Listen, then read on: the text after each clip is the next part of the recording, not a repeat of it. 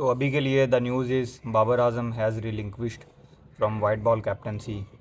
और जो चीज़ें एक्सपेक्ट की जा रही थी T20 वर्ल्ड कप के बाद से वही एग्जैक्टली हुआ है। और मतलब बहुत फ्रस्ट्रेशन आपको होती है जब इस तरह की आप चीज़ें देखते हो पाकिस्तान क्रिकेट में। सबसे पहली चीज़ तो जब बाबर आजम को हटाया गया था कैप्टनसी से वर्ल्ड कप के बाद से, मतलब तब भी उनको कहा गया था कि आप स्टेप डाउन कर दीजिए, टेस्ट की आप कैप्टनसी रख लीजिए और वाइट बॉल की आप कैप्टनसी से आप रिलिंक्विश कर दीजिए। लेकिन तब भी बाबर आजम ने ये थोड़ी ज़िद की कि नहीं भाई, मैं ऐसा नहीं करने वाला। और ऐसा हुआ कि ये खबर आई कि PCB removed him from captaincy.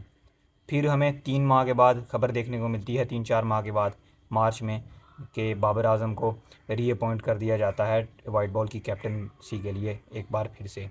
Shaheen Afridi, जो कि जिन्होंने सिर्फ एक एक ही सीरीज़ में कैप्टनसी की T20 आइज़ में, वनडेज़ तो हुए ही नहीं उसके बाद, और उनको भी फिर से हटा दिया गया। और ये भी एक फिर से एक फ्रस्ट्रेटिंग चीज़ थी, क्योंकि पहली बात तो आपने शाहीन को बनाया क्यों? मेरे हिसाब से ये भी एक गलत डिसीजन था शाहीन को वाइट बॉल का कैप्टन बनाना, क्योंकि आपके वाइस कैप्टन रिजवान आपके मतलब नज़र में होने चाहिए, और वही लग रहा था कि कैप्टन हैं अगले पाकिस्तान टीम के, no matters what the format is. अगर हम रेड बॉल की भी अगर बात करें, लेकिन उस वो अभी टॉपिक नहीं है आज की वीडियो का।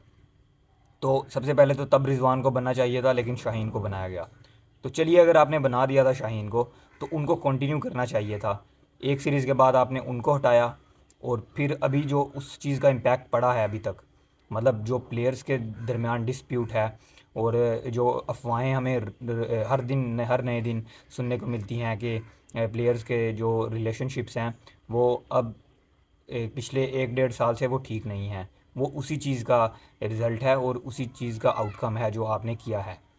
बाबर आजम फिर से बनते हैं वर्ल्ड कप के पहले कैप्टन।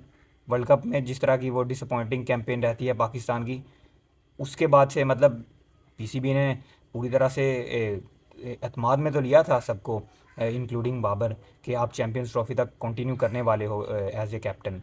बट अब हमें आज खबर मिल रही है कि बाबर आजम ने खुद स्टेप डाउन कर दिया है कैप्टनसी से। देखिए, मुझे लगता है जहाँ तक, अगर बाबर आजम को जिस तरह से हटाया गया था तो उनको बहुत बड़ी उनकी मिस्टेक थी दोबारा से कैप्टन बनना। उनके लिए एक, मैं कहूँगा कि ये इंसल्ट के बराबर चीज़ थी, क्योंकि आपको एक चीज़ से हटाया जा रहा है, ना कि आप स्टेप डाउन कर रहे हो। जब आप स्टेप डाउन करते हो तो आपको मतलब आप आपकी ज़रूरत होती है टीम को या फिर बोर्ड को, वो आप से आकर रिक्वेस्ट करते हैं, तो आप समझ में आता है कि आपने फिर से आप एज ए कैप्टन आप कैप्टन बन गए हो। लेकिन जब आपको हटाया गया है और फिर से आपको वही चीज़ दी जाती है, और ये चीज़ समझ से बाहर है कि आप 3 माह के बाद उस चीज़ को कबूल भी कर लो। आई मीन, इस चीज़ से बहुत बड़ा इम्पैक्ट पड़ा है पाकिस्तान क्रिकेट पे जब से बाबर आजम को रीअपॉइंट किया गया था, I think, as a white ball captain. Then फिर उनको मतलब अब उनका कैप्टनसी से जो है दस्तबरदार होना, ये चीज़ बिल्कुल समझ से बाहर है। क्योंकि अभी कुछ 1-1.5 माह पहले ही, 2 माह पहले, पीसीबी ने ये चीज़ क्लियर की थी कि he is going to be the Pakistan skipper for Champions Trophy 2025। और ऐसा होना भी चाहिए था। चलिए, दोबारा बना दिया था, आपने बहुत बड़ी मिस्टेक की, जिसकी मैं समझता हूँ आपको मिसाल शायद कहीं भी नहीं मिलेगी इस वक्त इंटरनेशनल क्रिकेट में। बट फिर भी अगर आपने बना दिया था उनको, तो अब बाबर आजम का रिलिंक्विश करना कैप्टनसी से, मुझे नहीं समझ आता कि वो क्या है। मेरे हिसाब से तो ये फिर से उन पर प्रेशर डाला गया है। उन्होंने अंडर प्रेशर आकर उन्होंने इस्तीफ़ा दिया है कैप्टनसी से, क्योंकि अगर उनको इतनी कैप्टनसी से जान छुड़ानी होती तो वो दोबारा कभी भी कैप्टन ना बनते। अभी जो उनका एक्स पर, ट्विटर पर उन्होंने जो ट्वीट किया है इतना लंबा, उसमें तो मतलब आपको कभी भी नहीं ऐसा नज़र आएगा कि उन पर प्रेशर था, उन्होंने अंडर प्रेशर आकर जो है इस्तीफ़ा दिया है कैप्टनसी से। बट मुझे लगता है कि अगर टेक्निकली देखा जाए तो उनका इस वक्त आकर, इस नाजुक मोड़ पर आकर इस्तीफ़ा देना, मुझे लगता है कि उन पर प्रेशर था, और पीसीबी की तरफ से, या फिर मतलब किसी तरह का भी आप कह लो, फैमिली प्रेशर या फिर किसी भी किस्म का उन पर ये था थोड़ा सा प्रेशर कि उनको कैप्टनसी से अब उनको कर देना चाहिए स्टेप डाउन, और ऐसा ही हमने देखा है। और अब देखते हैं कि क्या होता है आगे जाकर। क्या शाहीन बनेंगे फिर से कैप्टन, जो कि मुझे लगता है कि बहुत मुश्किल है चीज़ ये, क्योंकि अगर आप एक दफ़ा कैप्टन बनकर आपसे एक चीज़ ली जा चुकी है, तो दोबारा उनका कैप्टन बनना मुझे नहीं नज़र आ रहा अभी के लिए।